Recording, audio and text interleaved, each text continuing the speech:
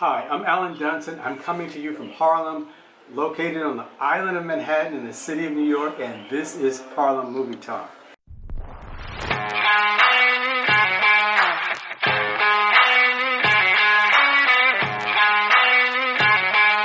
Each week we'll review soon-to-be-released film. We're going to begin tonight, but we're going to talk about our rating system. And we see the decision whether to go to the movies as an economic decision.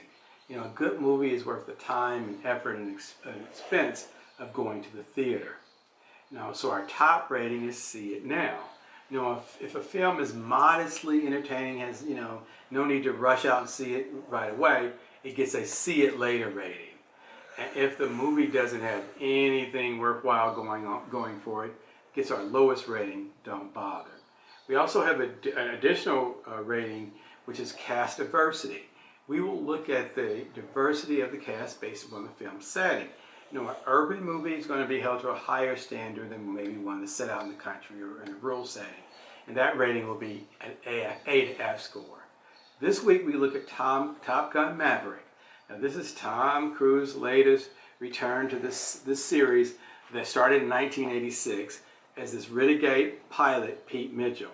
Now the Top Gun pilots are the military's most elite fighter pilots. Now in this episode, the Department of Defense calls Pete Mitchell in because they want him to participate in a project to destroy a uranium manufacturing site being developed by an enemy nation. Now interestingly, they don't say what the name of that nation is, it's just they need to get rid of the site.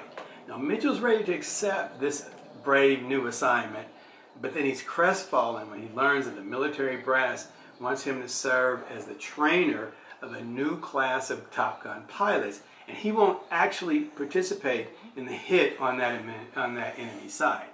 You know, I like this film when it starts out because again, I like, conflict is the key to any successful movie, and so they lay this out right away. The number one conflict, we got to get rid of that uranium site, and then they move to the next conflict of letting Pete Mitchell know and the viewers knows that he's not part of their plans in the future.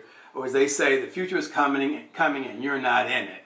The other subplots, there's a revisiting of his past relationship with Penny Benjamin, played by Jennifer Connelly.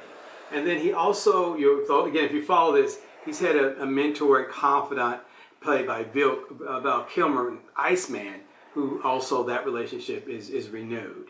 Now, Tom Cruise has been off-screen surrounded by religious and other controversies, but he remains just an exceptional actor, moving fluidly from comedic scenes to dramatic ones.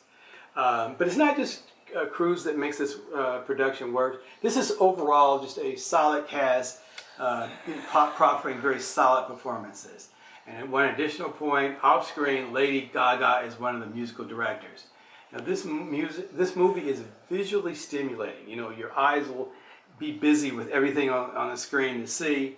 And it does have what I like, I kind of criticize these out of nowhere rescue scenes where, the heroine is in trouble and then there's out of nowhere, somebody comes and makes that saving move.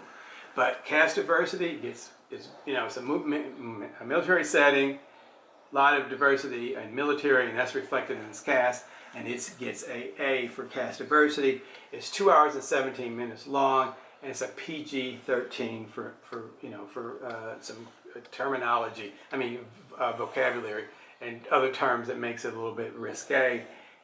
This is Harlem Movie Talk. We're concluding with Top Gun Maverick with a See It Now rating. Thank you for joining us, and please look forward to our reviews in the future.